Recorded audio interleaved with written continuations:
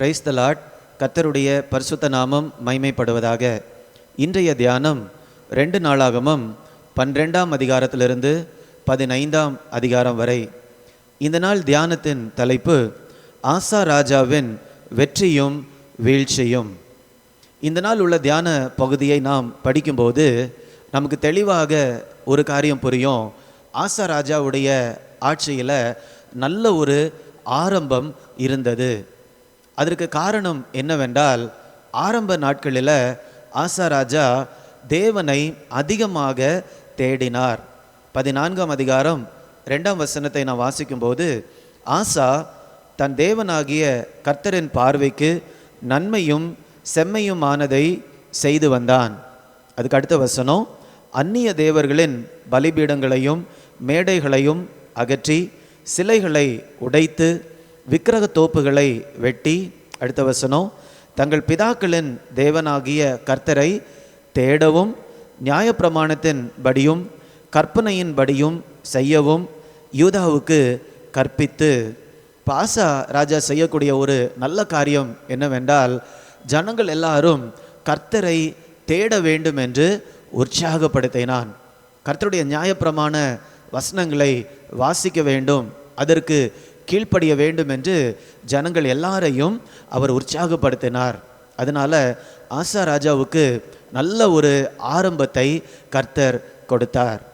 இன்னைக்கு நம்முடைய வாழ்க்கையிலும் கூட ஏதாவது ஒரு காரியத்தை நாம் புதிதாக செய்யும்போது, புதிதாக ஒரு இடத்திற்கு படிக்க போனாலும் சரி, வேலைக்கு போனாலும் சரி, ஒரு ஊழியத்தை ஆரம்பித்தாலும் சரி, அல்லது குடும்ப வாழ்க்கைக்குள்ளாக அடியெடுத்து வைத்தாலும் சரி, ஒரு பருவத்திலிருந்து அடுத்த பருவத்திற்கு நாம் போகும்போது நாம் எல்லாருக்குமே நல்ல ஒரு ஆரம்பம் தேவை.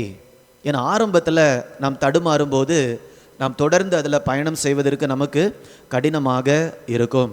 ஆனால் ஆசா ராஜாவுடைய வாழ்க்கையில் அவர் கர்த்தருக்கு முக்கியத்துவம் கொடுத்ததுனால கர்த்தர் நல்ல ஒரு ஆரம்பத்தை கொடுத்தார். நம்ம வாழ்க்கையிலும் கூட ஒரு பருவத்திலிருந்து அடுத்த பருவத்திற்கு போகும்போது குறிப்பாக தேவனை நாம் அதிகமாக தேடி அவருடைய வார்த்தைக்கு முக்கியத்துவம் கொடுக்கும்போது நமக்கும் கூட அது எந்த பகுதி என்றாலும் சரி கர்த்தர் நல்ல ஆரம்பத்தை தருவார். இப்படி இருக்கும்போது ஒரு நேரத்தில் எத்தியோப்பியனாகிய சேரா ஜனங்களுக்கு விரோதமாக அல்லது ஆசா ராஜாவுக்கு விரோதமாக 10 லட்சம் பேரோடு போருக்கு வருகிறதை நாம் 14ஆம் அதிகாரத்தில் பார்க்கிறோம். உடனே ஆசா ராஜா தேவனிடத்தில் ஜெபிக்கிறார்.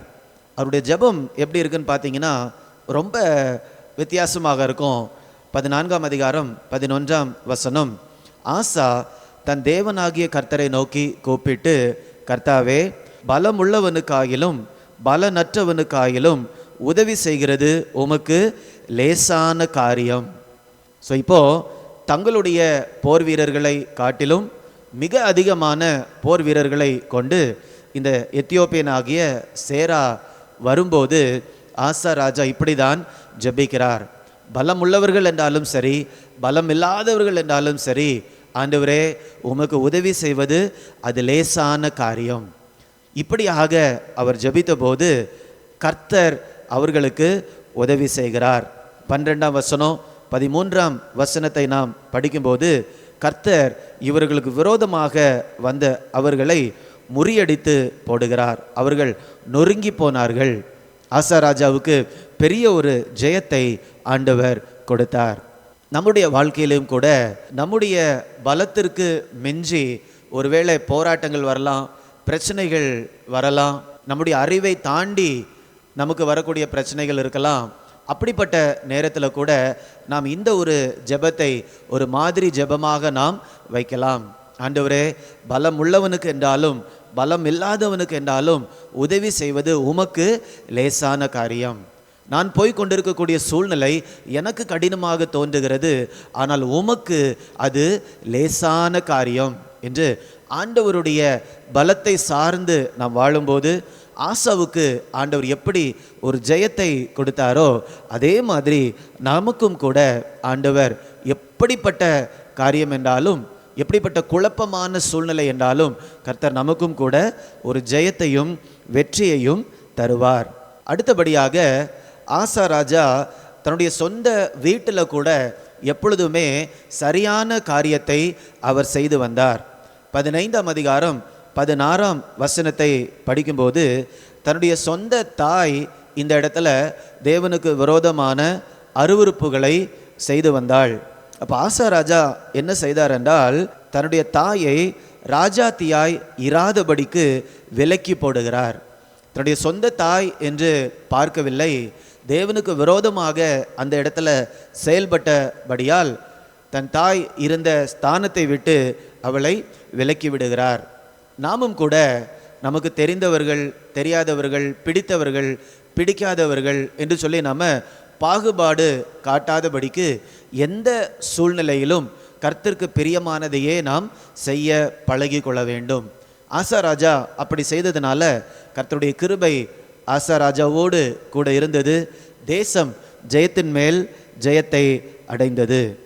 இப்பொழுது நாம் ஆசா ராஜாவினுடைய வாழ்க்கையில் உள்ள அடுத்த பகுதியை நாம் பார்க்க போகிறோம். தன்னுடைய முதிர் வயதில் தேவன் மேலே வைத்த நம்பிக்கையை அவர் இழக்கிறார். 16ஆம் அதிகாரம் முதல் வசனம் நாம் பார்க்கும்போது ஆசா ராஜா அரசாண்ட 36ஆம் வருஷத்தில் இஸ்ரவேலின் ராஜாவாகிய பாஷா யூதாவுக்கு விரோதமாய் வருகிறார். அந்த இடத்துல அப்போது தனக்கு விரோதமாக பாஷா ராஜா வரும்போது ஆசா என்ன பண்ணுகிறார் என்றால் தேவனை சார்ந்து கொள்ளாதபடிக்கு அவர் வேறு ஒரு காரியத்தை செய்கிறார். என்ன செய்கிறார் என்றால் தேவாலயத்தில் உள்ள பொன் பொருள் இதெல்லாவற்றையும் எடுத்து சீரியாவின் ராஜாவுக்கு கொடுத்து தனக்கு உதவி செய்யுமாறு அவர் வேண்டி கேட்டுக்கொள்கிறார். இப்போ நீங்கள் பார்த்தீங்களா, ஆண்டவர் கொடுத்த பொருட்களை எல்லாம் தன் இஷ்டத்திற்கு பயன்படுத்தி சீரியா ராஜாவின் மேல் நம்பிக்கை வைத்து தன்னுடைய உதவிக்காக அவரை அழைக்கிறார். அது கர்த்தருடைய பார்வையில் மிக மிக மதியீனமான செயலாக காணப்படுகிறது. 9ஆம் வசனத்தை நாம் வாசிக்கும்போது தம்மை பற்றி உத்தம இருதயத்தோடு இருக்கிறவர்களுக்கு தம்முடைய வல்லமையை விளங்க பண்ணும்படி கர்த்தருடைய கண்கள் பூமி எங்கும் உலாவிக் கொண்டிருக்கிறது, இந்த விஷயத்தில் மதி இல்லாதவராக இருந்தீர் என்று சொல்லி தீர்க்கதரிசி ஆசா ராஜாவை பார்த்து சொல்லுகிறார். தன்னுடைய வாலிப பருவத்தில் தேவனை சார்ந்து வாழ்ந்து வந்தார். ஆனால் தன்னுடைய முதிர் வயதில் மதியினமாக அல்லது புத்தியினமாக அவர் நடந்து கொள்ளுகிறார். அதை தொடர்ந்து தன்னுடைய 39ஆம் வருஷத்தில் என்ன நடக்குதுன்னா தன்னுடைய கால்களில் அவர் வியாதிப்படுகிறார். அந்த வியாதி மிகவும் அதிகப்படக்கூடிய நேரத்தில் அவர் கர்த்தரை விசுவாசிக்காம பரிகாரிகளை தேடி போகிறார். அப்போ கர்த்தர் மேல் தன்னுடைய விசுவாசத்தை வைக்காதபடிக்கு மற்றவர்களை அவர் தேடி போன காரியம் கர்த்தருக்கு பிடிக்காமல் போனது. இப்படியாக தன்னுடைய முதிர் வயதில் தேவனை விட்டு ஆசா ராஜா விலகி போகிறதை நாம் பார்க்கிறோம். முதிர் வயதில் இப்படி புத்தியினமாக மதியினமாக அவர் நடக்கிறதை கூட நாம் பார்க்கிறோம். இதிலிருந்து நாம் என்ன கற்றுக்கொள்ளுகிறோம்? வாலிப வயதில் நாம் தேவனை சார்ந்து வாழ்ந்தோம் என்றால் முதிர் வயதில் அது அப்படியே ஆட்டோமேட்டிக்காக நடக்கும் என்று நாம் என்ன பண்ண முடியாது, யோசிக்க முடியாது. எந்த வயதில் இருந்தாலும் நம்ம கர்த்தர் மேலே நம்ம விசுவாசத்தை வைத்தால் மட்டும்தான், ஒரு தீர்மானத்தோடு ஆண்டவரை பின்பற்றினால் மாத்திரம்தான் கர்த்தருக்கு பிரியமாக நாம் நடக்க முடியும்.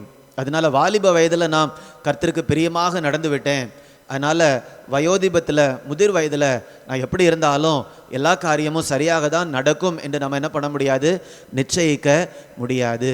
முதிர் வயதில் கர்த்தர் மேல் நம்பிக்கை வைக்காம பொருட்கள் மேல் நம்பிக்கை வைத்து மற்றவர்கள் மேல் நம்பிக்கை வைத்ததுனால ஆசா ராஜா இந்த இடத்துல பரிதாபமாக தன்னுடைய ஆட்சியை முடிக்கிறார்.